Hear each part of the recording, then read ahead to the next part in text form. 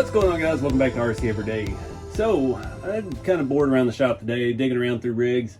I'm getting old red, my original TF2 from about 10 years ago or so, getting it ready for some upgrades coming this week. And yeah, just started kind of tinkering with trucks, wiping the dust off mainly, and got to the C2x. So this was a really popular build on the channel until I changed it. And what I'd done, I'll try to show some pictures of it. It was the crew cab body, and I cut up a spare Toyota bed that I had and made a little short bob bed for it. And everybody loved it. Really great truck, but it got stale. I'd added, it has a full V8, R4 transmission, super scale truck. But yeah, I got bored with it, and a viewer had sent me this CC hand flatbed, and I didn't have anywhere for it, and the C2X needed a change, so this is what we ended up with. And this was 2 years ago or so, before I built the studio in the workshop, and I was working out of a bedroom at my mom's house, which was not the best place to try and paint patina, and I hadn't done it in a while. And that was kind of the turning point with learning the processes and stuff I used to do, versus where I'm at now with like all the rat rods and stuff I've done. So that being said, I never really liked the white. I didn't think it through. This was the truck that I discovered the rust streaks doesn't play well with the Rust-Oleum 2X paints. Now I've used the Rust-Oleum paint still because they have the most colors really to choose from, but adding that matte clear before I add the rust streaks. In some vehicles now I'm not even using the rust streaks. I'm just kind of trying different things still. Every time's different. So this one's going to be even more different because I'm going to strip this cab down, get it off of here, and we're going to paint over what's here. I've wiped it down pretty good. We got some cracks, some chips, which I'm not worried about. That stuff will come through on the next color, and hoping it works out good. So this is just going to be the base coat for what we're going to do. This truck has a fantastic blue interior. This was the later RC4 drive interior sets. I'm not sure if you can even get in there, but it's got the door panels with the metal trim. We've got a bench seat covered in actual seat cover fabric. Really nice looking interior, but the white just never was doing it for me. So I think that's what we're going to do. I'm going to tear this cab off, pull the interior out, pull the windows, mirrors, handles, everything we can get off of it. Hopefully don't break anything. The hood scoop. Have to have the hood scoop because the V8 sticks up through. This V8 even has the I don't remember what brand it was, the fancy Holley valve covers and the breather system on it. It's got headers. It's a really, really cool chassis. It's a really good crawling truck, especially as heavy as it is. That CC hand bed is mostly steel. Battery mounts in the toolbox. It's really, really a cool setup, but we're not doing it justice with this white paint. I see a little gooseneck hitch up there. Screw shoved in the toolbox, and that's where the battery goes. It's got king shocks. It's 4-link. It's got the Black Rhino wheels, these TSL Thornbirds, which I know everybody says in real life they're not great crawling tires, but in this size they're fantastic. I used to love driving this up at my land in Oklahoma. So yeah, we're gonna have some fun with this thing and see if we can change the color. So converting this from a crew cab to a regular cab really wasn't that hard. Had the bed kind of lended itself to mount to the chassis, and I think the chassis just had to basically put mounts on like it's a TF2 and got everything lined up. I did actually have to keep screws in this, but it's good because the body doesn't have to come off to take the battery in and out like a standard TF2. It was a lot of firsts for me. This was the first pinch nose I'd ever done. It actually didn't come out bad. I did it in the hood line. Kept this little eyebrow on the front.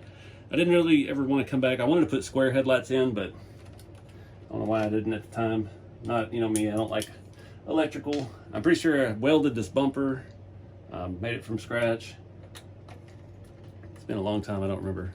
But the C2X has always had those round ARB lights, so they are functional.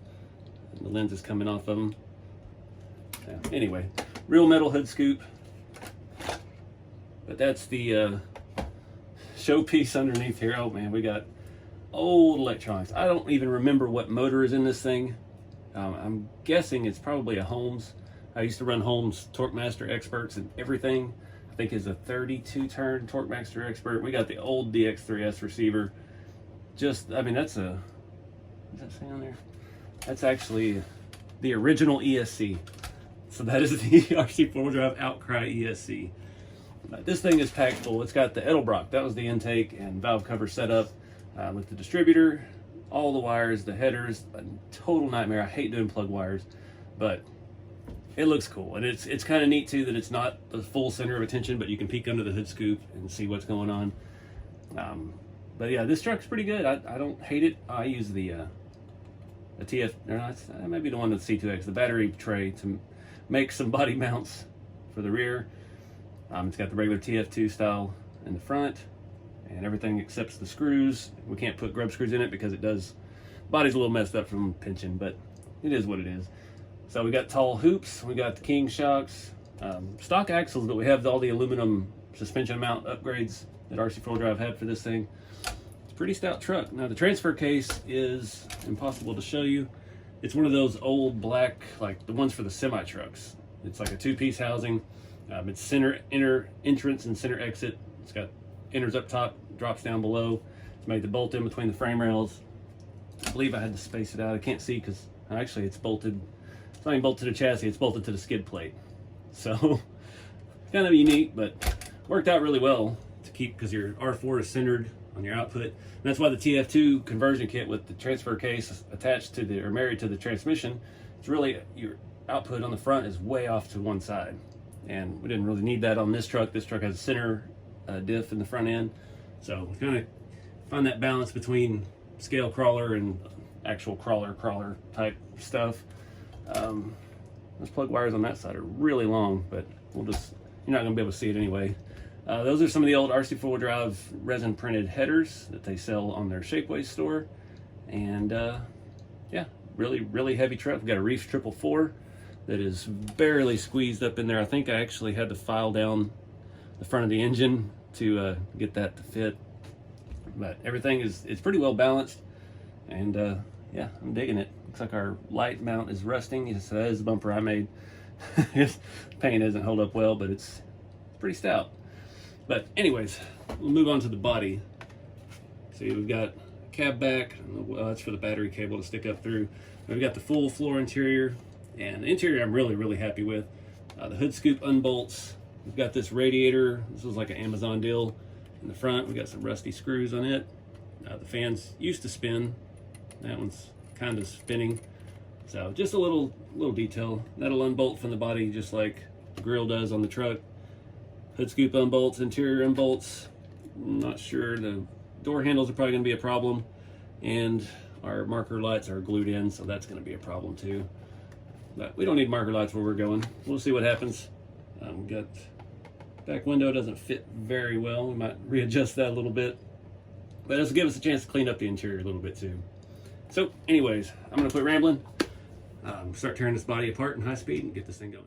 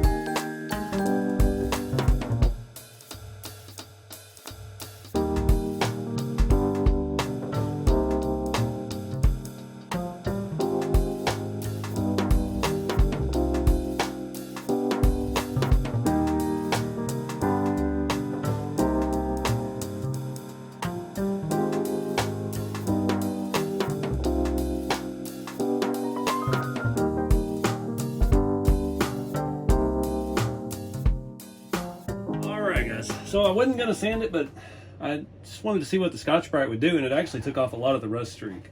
It couldn't get in a lot of the cracks and stuff, but really this thing feels fantastic, and I think it actually looks a lot better. I didn't go so hard on the back because we're not going to see most of that anyway, but got the roof really smooth, the hood really smooth. the rookie move I made on a lot of this. I'm not sure if you can see. Where'd it go? Like in here, there's a little bit of texture in the rust streaks, and that's because I was just using a t-shirt to wipe it, and when I realized that the rust streaks was interacting with the 2X paint, it goops up together, and then it kind of leaves the impression of the thread, the sewing pattern of the shirt. So there's a couple spots like that I tried to get. One was up here, I got it fairly good, but you can still see some in the crack there. But yeah, that's something to look for. It starts getting gummy like that, it's messed up. And yeah, backtrack, I wiped it down pretty good. We're not going for perfection. I was surprised I actually got down to some of the plastic in this area. There was somewhere else I actually did as well, but we'll have to come back and repaint the window trims. It's not a big deal. That's another thing, the enamel tester's paint pins will interact with the 2X paints. So those weren't painted that good to start with. So that's something to come back and do after the matte clear coat at the end. And for that, I'm using a VHT. It's a high temp automotive satin clear or matte clear. It's used for like brake calipers and things. So anyway, I think what I'm going to do, I've got paint cans outside sitting in the sun warming up. I'm going to go ahead and hit this with the proper Rust-Oleum red primer. Let that dry and put it on fairly thick. And I'm going to try, I did this on this rat rod grill a couple videos ago. See how well that came out. That has no rust streaks on it. But I do the red primer first, and then I've got a 2X warm caramel or some weird name, light brown, and it kind of goes really well with the rust red. And then once that dries, I won't do that super thick, but I'll do it like on certain spots, like on the top and the sides where you can see that one. And then I'll come back with the final color, and which I think I'm going with like a baby blue. I built an old Hilux years ago, right after actually I built all red, and it had kind of a satin baby blue color, and I messed it up over the years and it became a brown truck because I was just trying all my weathering stuff on it. But I'm thinking that we got a blue interior. This is that detailed RC4wd interior with all the metal trim. I even put Lexan over the gauge cluster. Interior is probably a little nice looking for this truck, but yeah, actual seat cover material. This is one of the earlier ones I did. It's not the best glue job, but it's hard on this one because the base of the seat is made into the floor, so you really gotta try to hide your edges with that carpet in it. It's all dusty and dirty, but what can you do? We'll wipe some of this stuff down. I'm not trying to have a pristine interior, but it's got a lot of detail to it, so we want to be able to see that, and we want something that goes with the blue interior. So anyways, I'm going to go ahead and spray the primer, and we'll see how that sets. Hopefully we don't have any adverse reaction. We shouldn't. I don't think the primer, I've never tried the primer with the rust streaks, so I don't know. Rolling the dice. All right, got the just regular old Rust-Oleum red primer. This is the professional stuff, flat red primer. Came out pretty smooth. It's just about dry. It's been set out in the sun. So now I'm going to hit it with this caramel color next, and yeah, I'm going to try to do just kind of the top sides of things, I think. I don't know. We'll see how it sprays. All right, so that color's about dry. This is satin warm caramel. It's 2X paint. Though this looks terrible. This worked really well on that grill. Like I was saying, it didn't make sense, but it worked out. So now I'm going to hit it with this light colored blue and do a pretty solid coat. I'm not going to try to go super thick because we do, especially on the flat surfaces. You see, I just kind of hit certain areas with it. All right, so at the last minute, I switched paint colors. I was going to go with like a aqua blue. I know how it's going to take any rust streaks if we even do that. So I opted for a couple shades darker. This is the Nantucket blue, still the Rust-Oleum 2X. You can see there's some imperfections here and there. You can see some cut marks and stuff from me, the body work of pinching the nose, but otherwise we got a pretty good thin coat. You can still see some of the red in the door jambs and things like that, which is good. So let this dry just a little bit longer. Then we're going to start wet sanding. So that's why this process is where I've changed it at now. Instead of sanding each layer and trying to get it as smooth as possible, we're going to use those imperfections to our advantage. And it really worked out great on that 3D printed grill. Basically the same process, red primer, a little bit of that whatever brown color, and then the body color. Start out with some 800, 600, 1000, just got to see how it feels and how it goes. And yeah, we're just trying to bring through those shades of brown and red and go from there. So let's fast forward time and get started sanding. All right, so I'm gonna do this a little bit different than before, just the way I'm recording. I haven't done one of these where I actually kind of walk through it and talk through it in a long time, because I don't want to do the same thing in videos over and over. But it's been a while, and this is a new technique. So paint is dry enough. It's still just a little gummy, but I've waited hours and I'm running out of patience. So I've got, I don't know what this is. I think that's 400, 600, and 1000. On the last one I did on that grill, I mainly just used the 400, and this has saved so much time over the old process of sanding each color through. I've got a bucket of water. I mean, we'll stop periodically. I got to film for Instagram and all that stuff, so I'll do a little bit of that. But I'm just going to start with a small piece of 400 that's used, and we'll just go to town on the roof, see how this is going to do. I found kind of working circles and flat areas in every direction, crosshatch, works pretty good. I need another towel to wipe off some of this dirty water, because basically you're just fighting it clogging up the sandpaper the whole time you're doing this. Let's see if this will absorb.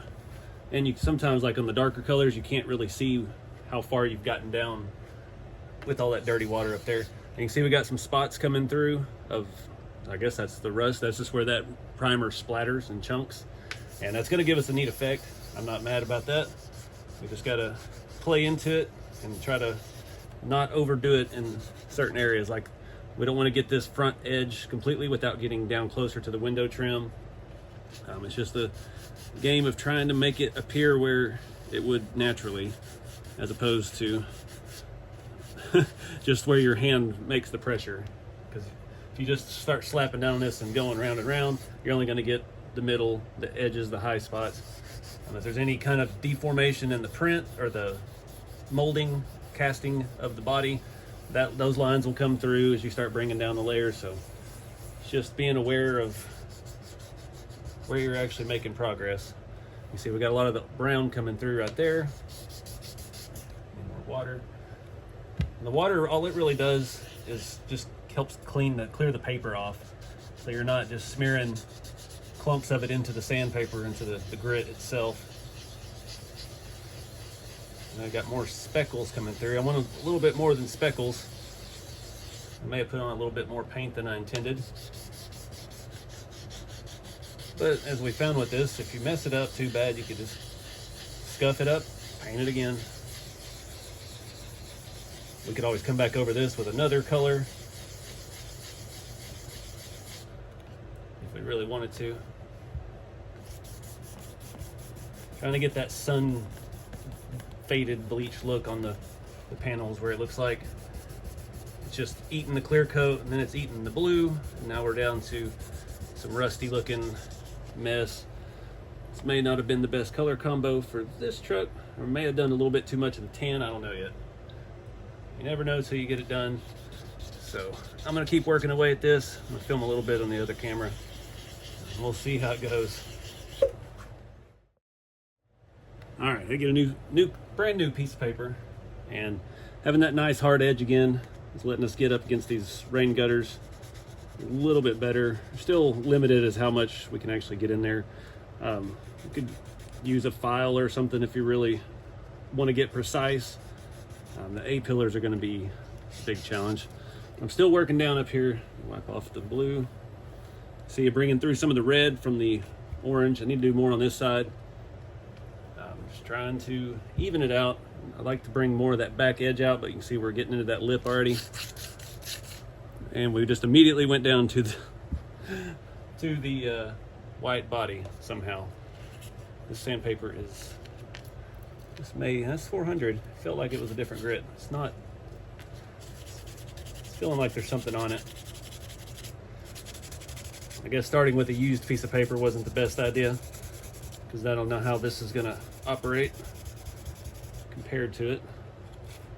So we'll have to come back and fix that back edge with something. But now we know. The top is looking better. We'll try to get a little more on this rain gutter without just getting the rain gutter. if I can. In these little areas like this, if we come back with the rust streaks, that's where it's going to pull up and get inside and add that depth to it. So it will fill in some of that area you couldn't get to. Trying to get a little more of that orange off of here. A little more of that back edge without getting into the plastic. I can't believe that went down that far. As much paint is on this thing. See if we can make a new edge here. Get that front windshield. I'm not worried about that white because we'll be painting that window trim black again. So that'll be easy to hide. Beef this up a little bit. Just need something down through here. There we go. Tie it into the roof.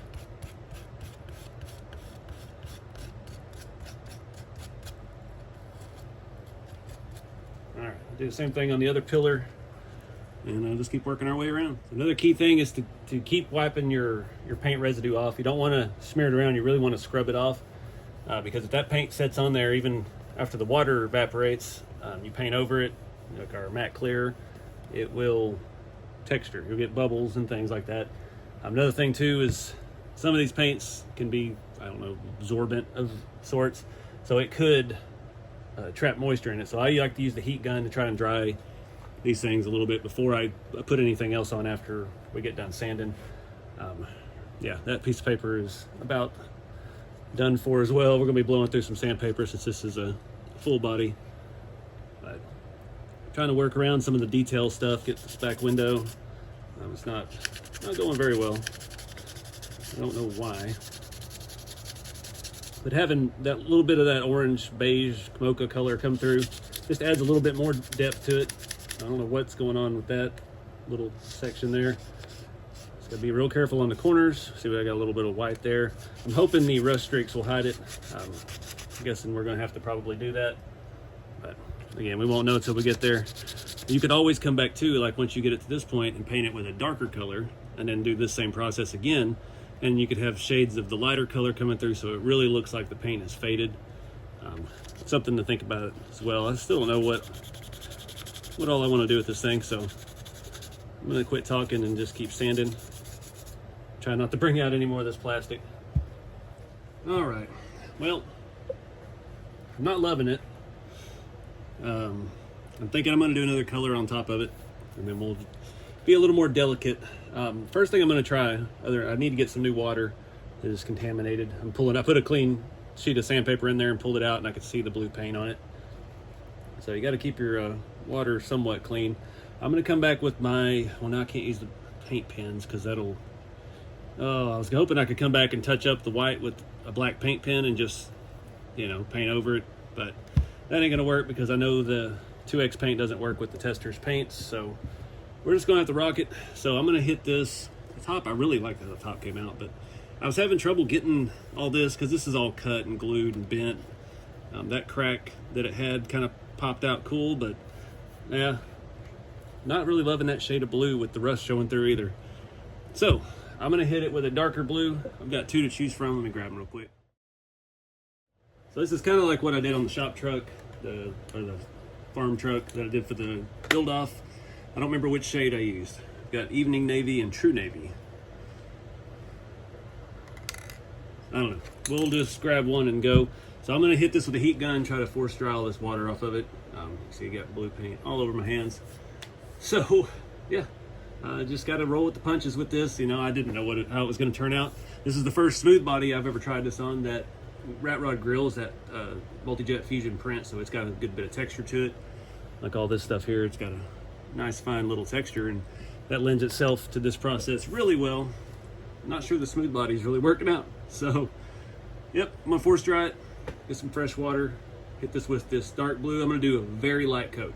I really need it to just be where the edges and things, and then we'll come back and just kind of blend with the sandpaper, try to bring all of this goodness out just in a few places where it actually looks good, and reduce the amount of patina that this actually has, try to hide some of our mess ups. So let's take two. All right, so let this dry just a little bit more. I've been hitting it with the heat gun.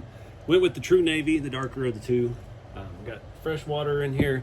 Fortunately, I got to my last hide wipe from Cow RC. I just ordered some of those. It's the only thing that takes that. I still got all over my nails, but whatever. You can see I got it, maybe you can see, very thin on top. The areas where we got down to the white plastic, pretty heavy. It's a good solid squirt. You can still see some of the light blue on the hood, especially the roof, a little bit on the back in places. So I'm gonna go with 1000 grit now. And I try to be very careful and only bring this through where I want it and not get any of these edges too much and really mess things up. So now is the time to really use caution. We'll see how it goes. Just kind of playing it by ear. That's how these always work out. I don't really ever, I have an idea and I just kind of start going the best plan I can come up with to get there, and we'll just see what we end up with when it's done. So I'm hoping that I can get this pop through. We get enough of the light blue coming through that we don't have to use the rust streaks. We can just seal it and roll. Don't know if that'll be the case. We'll see.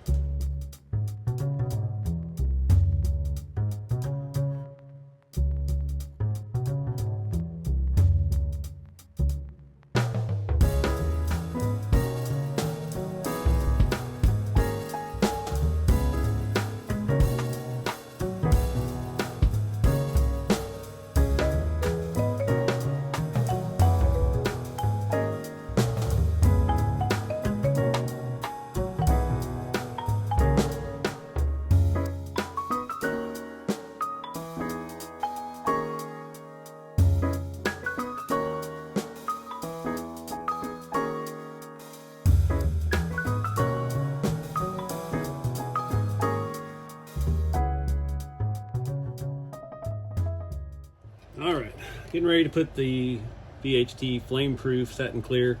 This will allow us to do the rust streaks over it. Still got a little bit of white showing through a few places. I was having a hard time. The 1000 grit just kept clogging up on me, probably because this paint's not cured enough, honestly, but rushing things. So I'm just gonna hit it with the satin clear. It's gonna make those two colors kind of pop and separate. You can see a lot of the light blue coming through around the rust, which is gonna look good. A little bit of scratching. No, that really bothered some people in the comments last time I did that. I'm not that worried about it. I'm just trying to blend the colors. There's some pretty bad scratching right there. It got down deep. Something, I don't know what, when I set it over here, I went outside the shop and come back in and it was covered in like sawdust. I don't know where that came from. I'm thinking some of that might have been in my sandpaper too, causing some of the scratching, because the 1000 grit really shouldn't leave serious scratches, but it is what it is. This truck is not, you know, we're not building show cars here. Like old Vice Grip Garage said, we're just need a fella to stumble out of the bingo hall 60 feet away and be like, yeah, is that your rig? So it's got it pretty clean. It feels really smooth. It's kind of nice. So hit it with this. This dries very quick. And then, yeah, we'll hit it with the rust streaks. Having this over the 2X paint gives you a whole lot of time to work with the rust streaks. So it can actually set up a little bit and thicken, and then you can really rub it in and get all of the streaks out of the streak, I guess you say. I was actually talking to a buddy tonight. He was doing it for the first time, and he had like marks all over it from the like wiping the rust streaks. And yeah, having that extra layer there allows you a little more time to work with those. And before we do that though, I think, yeah, once we do this, I'm getting ahead of myself, we have to let that dry. Then we have to come back and do the window trims, because the rust streaks will eat through the enamel paint. So we have to do that, let that dry, and we'll probably end up doing the rust streaks tomorrow. So anyway, I'm gonna go spray this and chill for a little bit. It is hot here. I only got up to like 95 today, but man, it is just stagnant outside. But the paint's drying fairly well, so can't complain too much.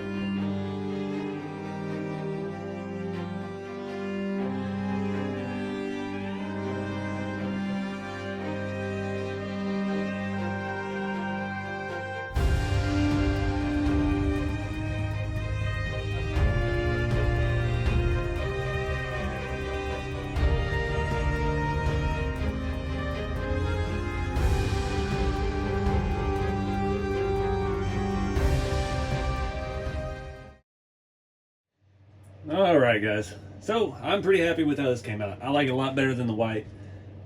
It kind of has a little bit more of a green tint to it than the blue. That brown rust and the blue made a green, I guess. But yeah, I think that was a good exercise. Trying a new technique on a different material. Didn't quite work the same as it does on the rat rods.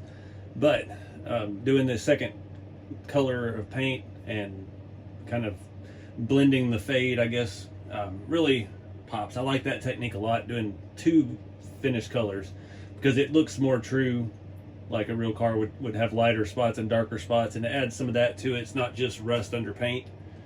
And adding the second color of the rust underneath really helps things pop as well.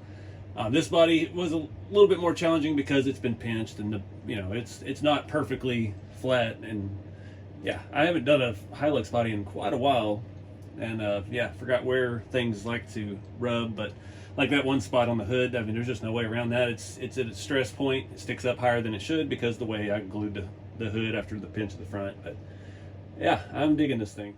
It's hard to show. It's got a pretty good sheen to it. I'm trying to get a closer look at the detail. You can see some lighter colors coming through in places.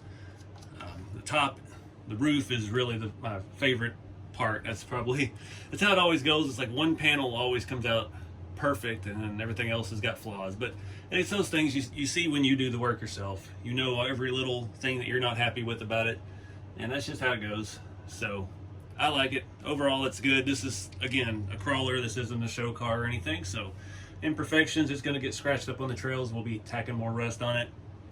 I just glued back in the side markers and the mirrors. We'll see how long they stay.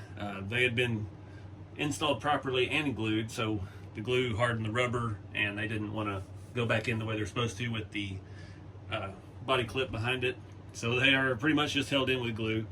That's what happened on old Red. Over the years, I just had those rubber mirrors, and they just kept getting knocked off every time I'd crawl it. So I just rusted up the hole where it was and called it good. So anyway, I just like to do this kind of stuff. I don't ever claim to be an expert on weathering. Every time I do it, I pretty much try something different now. And just trying to evolve the process I do. And I know there's a million other ways to do it out there. And yeah, there's some like weathering or airbrushing with stuff like that, like the model tank guys and the model railroad people do. That's really cool. I'm hoping one day to get to that point where I can try that. Right now I'm just working with what I got. And, this is, you see everything that I do, you see what not to do and what works and how it works out. Try to give you a little more in-depth look this time of the sanding process and what my thought process is behind all of that. So maybe it'll help you develop your own technique and make some cool looking old RC rigs. So anyway, guys, get out there, do something fun with the hobby, keep it scale, and I'll see you next time.